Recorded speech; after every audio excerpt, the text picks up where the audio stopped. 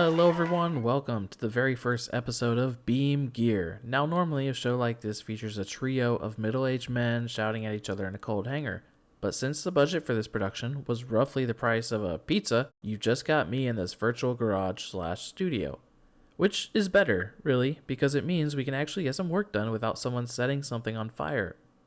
We've taken the spirit of the greatest motoring show in history and moved the entire production into this digital frontier. But we've kept the important bits, like the ambitious but idiotic challenges, the questionable mechanical advice, and pushing the relentless pursuit of finding out what happens when you drive a luxury sedan off a very tall cliff. And we've also thrown out the unnecessary bits, like local permits, finding out if it's actually possible to navigate a technical racing circuit while the car is actively disintegrating beneath me, and the inconvenience of being a fragile human being made of skin and bone. Now, a quick word of housekeeping. I have decided that mentioning the name of this particular simulation or referring to the digital assets I've installed is strictly forbidden. It's like walking into a puppet show and shouting, "Look everyone, that's just a sweaty man with his hand up a fox." It ruins the magic. If I acknowledge that this is all just a sophisticated simulation, or that I spent multiple days searching and downloading mods just to ensure the show has enough variety and content to keep things interesting, the atmospheric tension vanishes instantly, and we can't have that. In this world, the metal is real. The crashes are spectacular. If I accidentally hit a curb and the car's structural mesh decides to invert itself until the vehicle resembles a very angry metallic sea urchin, we shall simply call that a minor aerodynamic adjustment. Moving on to our first segment, they say first impressions are everything. So for our debut, we decided to ignore sensible and go straight for extraordinary. The machine behind me hasn't been chosen just because it's fast, it's been chosen because it's art. Let's find out if the beauty is more than skin deep.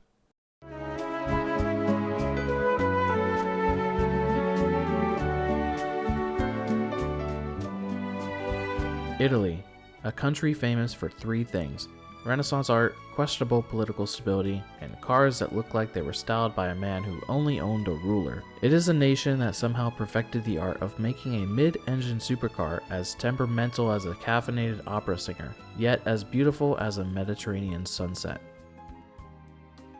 And this is the absolute peak of Italian geometric design, the 1981 Civetta Bolide. It is so aggressively Italian that Civetta didn't even need to hire a marketing team. Just look at the color palette. You've got the green paint, the crisp white decal lettering on the doors, and the glowing red taillights. It's not just a car, it's a motorized Italian flag. It's a caprese salad with 170 mph top speed. The Bolide features a sharp, ground-hugging profile defined by clean, geometric lines and a wide, planted stance. Its iconic pop-up headlights and massive rear air intakes give it a purposeful, mid-engine look that screams 1980s performance.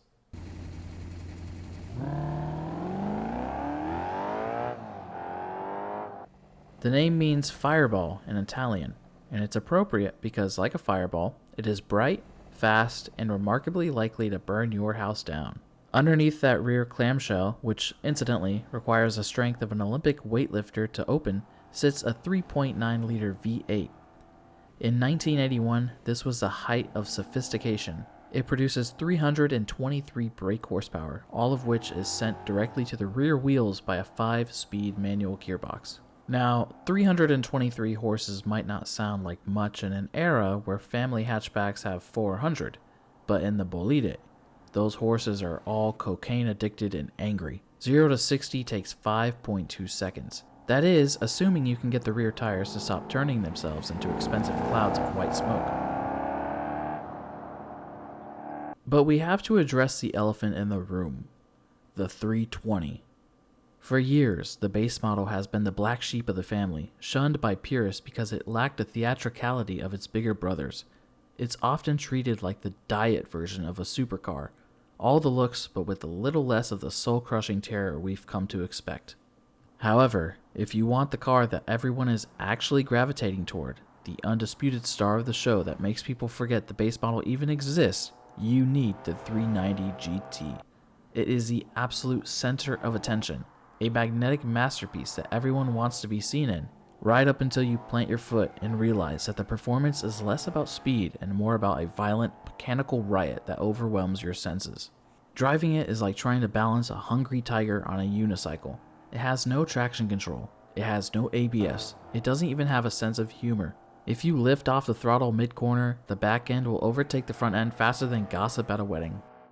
But when you get it right, when you nail that downshift and the V8 wails behind your head, you don't care that the interior plastics are melting or that the electrical system was wired by a confused cat. You feel like a hero. The Bolide doesn't want to help you drive. It wants to see if you're brave enough to try. It's flawed, it's dangerous, and it's arguably the most beautiful way to end up in a ditch. Is it a good car? No. It's terrifying. It's built out of pasta and optimism, and the doors fall off if you sneeze too hard. But look at it. It's the wedge-shaped dream we all had as kids. It's a masterpiece that wants to kill you, and frankly, I love it.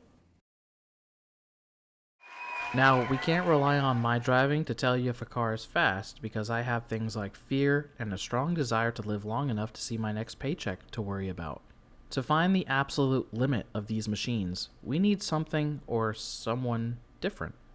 We don't know where he came from, but local legends say he was forged in the heat of a radiator leak, and that his sweat has a higher octane rating than premium fuel. He doesn't have a name, because names are for people who have heartbeats and feelings. He just has a serial number etched into his collarbone. He is our resident tamed racing driver. He's here to take the cars I review, beat them into submission, and set a definitive time on our power lap board that serves as a warning to all other manufacturers. Some say his heart is actually a 3-speed automatic from a 1974 Ibishu, and that he's officially banned from using Google Maps because his average speed once caused a global satellite network to have a nervous breakdown. All we know is he's called the Gits. And he's off. Listening to some classic Italian? I didn't even know this car had a radio.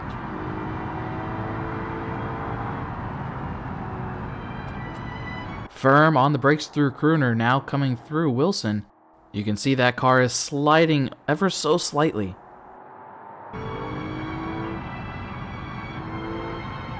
Making his way around Chicago, locking up the tires. This car is not easy to handle, but the Gits is making it look pretty easy. Going down that back stretch, classic Italian fashion. Making his way around Hammerhead now, fighting with that car. Getting a little sideways now.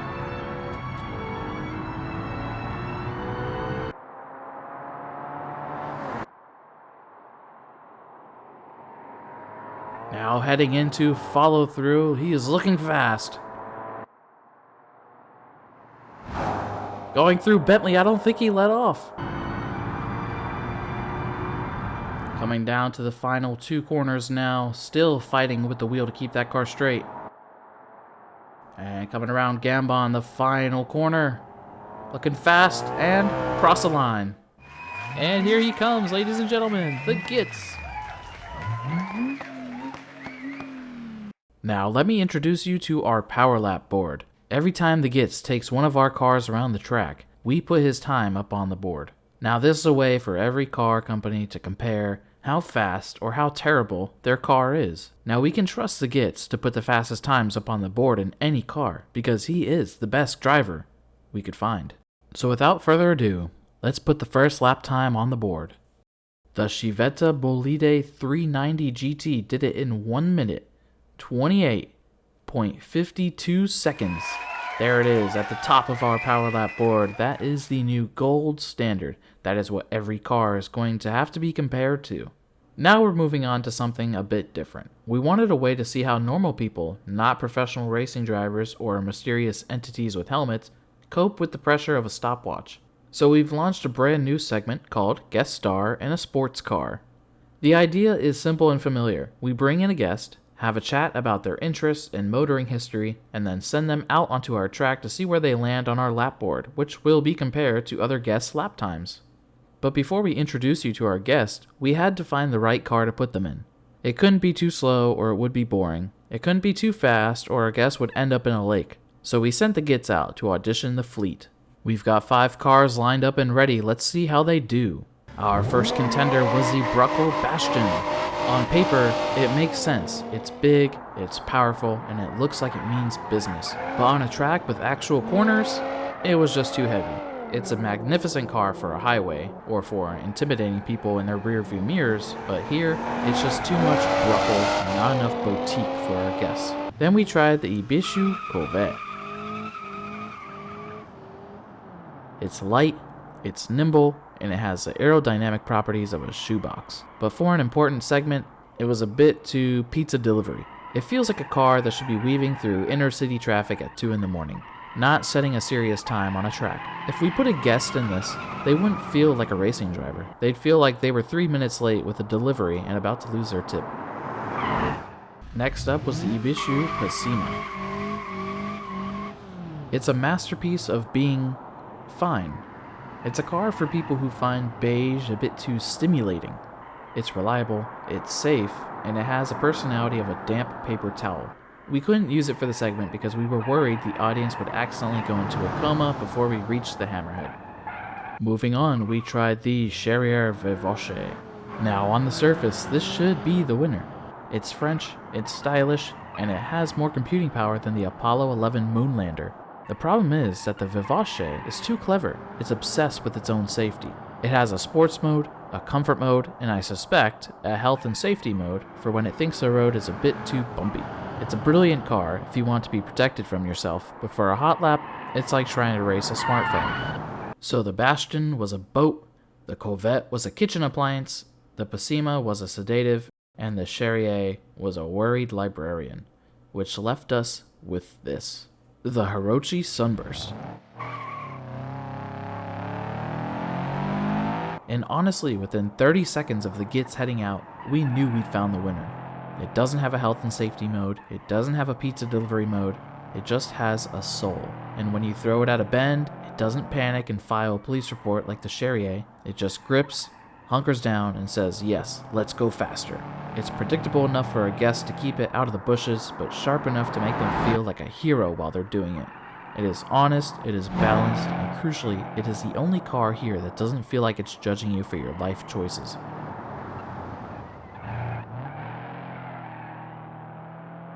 This is the car that every guest will be driving.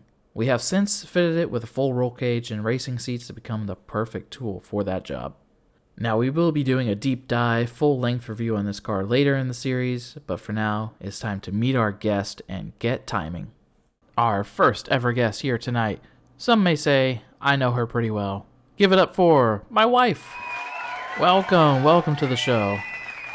Great to have you here. How are you doing? I'm doing good. I'm happy to be here. Now, before we get into your lap, I need to ask you about your motoring history. Let's start with, what was your first vehicle? The first car or vehicle I ever drove was my dad's Dodge Ram, and then I got my mom's Kia Forte. Well, that sounds like a massive downgrade. Now, my next question is, what is the most embarrassing thing you've ever done in a car or truck? The most embarrassing thing I did was in high school. I was driving to school, and I was in my dad's Ram, and for some reason I was so late to school and I was tired. I didn't know I was in the Dodge Ram. I made the turn too tight, and I hit the side of the bed on the gate, and I made a big scratch on the side. So it sounds like you should not be piloting a truck at all. Now, if we asked your husband to describe your driving in one word, would that word be safe or terrifying? He most definitely thinks it's terrifying. Now, I can definitely agree with that answer. So, what is your biggest road rage pet peeve? Is it people who don't use blinkers or people who drive 10 miles per hour under the limit in the fast lane? What is it? My biggest pet peeve, I think, is when people cut in front of me and slam on the brakes just to make it all the way to the left or all the way to the right. Well, I bet you when they see someone driving a Kia, they probably are doing that on purpose. Now, surprisingly, you are driving a truck right now. It's a Nissan Frontier. But if you were to win the lottery, you had all the money in the world, you could buy any car, supercar, movie car, or a driver's race car. What car would that be if you could pick? I would definitely get the Dark Knight Batmobile, the Tumbler. I have it in Lego, so it's my favorite. That sounds like an answer that every 5-year-old also has. So now with your training session with the Gits, they say he has a unique way of teaching. How did he possibly communicate with you through the corners? Was it the subtle tilt of the helmet, or did he just point at the speedometer every time you were going too slow? He definitely scratched his helmet a lot of times because I'm definitely not the best driver, but when I did something good, he did do a little tilt of the helmet. Well, that sounds like a lot of good head scratching. So, on a scale of 1 to I'm going to end up in a tire wall, how confident are you feeling right now? I would say I am pretty close to being at ending up in the tire wall. That sounds like this is going to be a fun one. Well, let's see if his intense mentorship actually paid off. Let's see the lap. Alright, let's see how our first guest likes our sunburst setup. Not afraid to get on that pedal through Crooner Curve. Coming through Wilson now, a little tight, but still carrying her speed.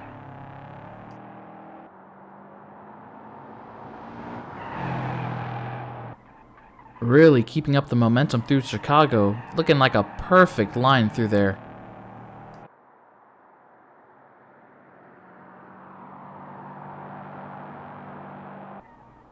Very hard on the brakes through Hammerhead.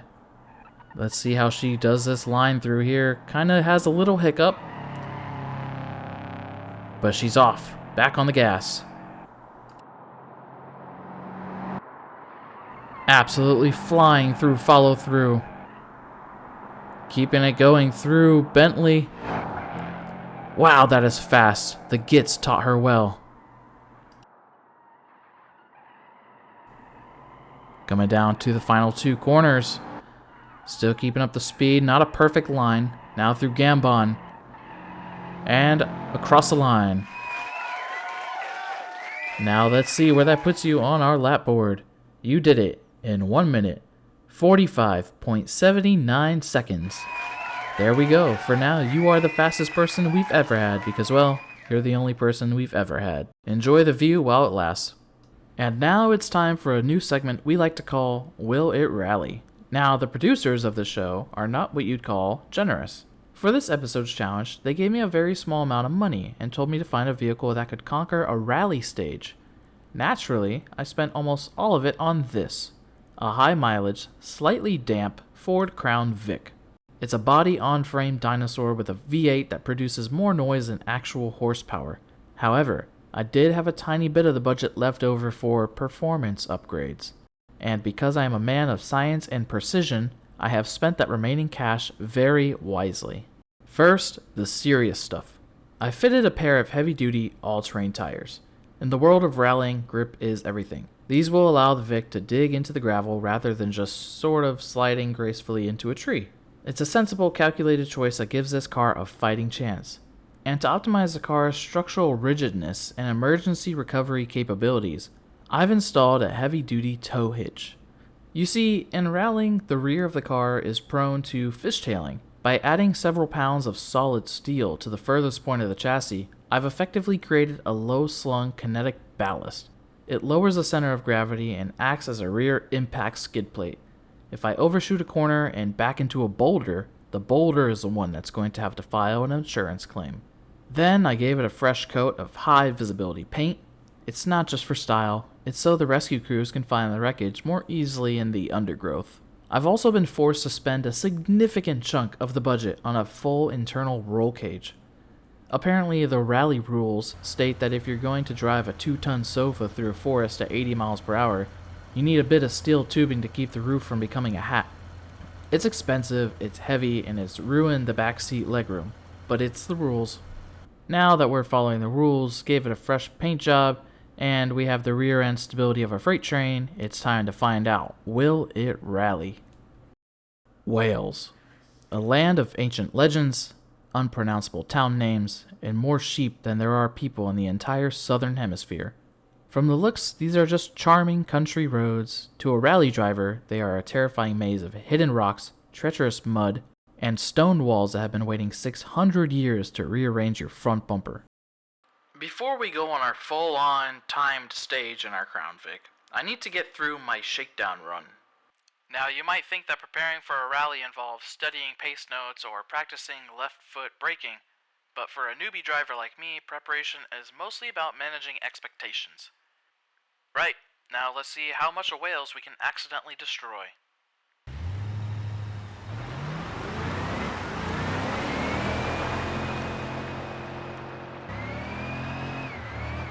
I'm really not sure how I'm feeling about this. There's a lot of power, not enough traction, and this road is very narrow. I don't think the tires are working that well, but you know what is working? My tow hitch. I can feel this car really trying to pull out from the back.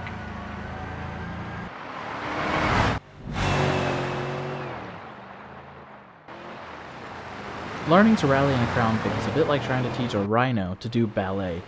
You don't really steer it. You sort of make formal suggestions with the steering wheel and then wait for the 2 tons of American steel to decide if it wants to comply. But that was just practice. Now I have to do it for real. I'm feeling very confident, but I may have also just peed myself a little. I was in fact feeling very confident, and I may have let it get to my head.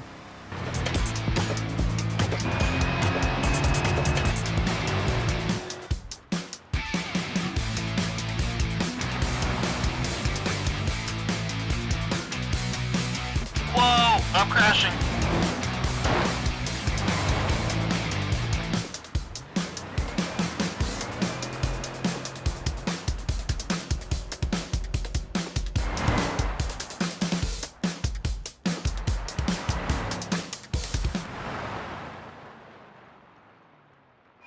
And there you have it.